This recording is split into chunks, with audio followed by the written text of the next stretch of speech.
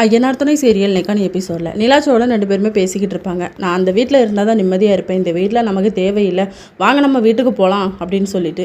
ஆனால் சோழன் எவ்வளவோ சொல்லி புரிய வைக்க பார்க்குறாரு. நிலா கேட்குற மாதிரி இல்லை. அடுத்த சீனில் சேரன் நிறைய திங்ஸ் எடுத்து வச்சுருப்பாரு.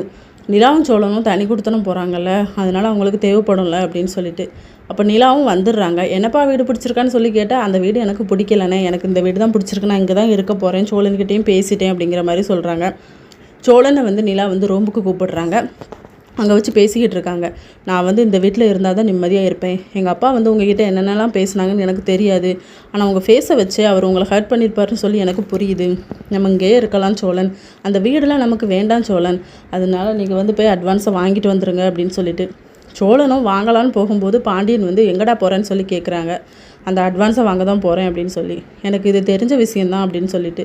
பல்லவனும் சொல்கிறாரு, பாண்டியன் அண்ணன் ஒரு விஷயம் சொல்லிச்சு, உன் கூட அண்ணி ஹனிமூனே தனியாக வரலை, தனி கொடுத்தனா எப்படி தனியாக வருவாங்க அப்படின்னு சொல்லி சிரிக்கிறாங்க.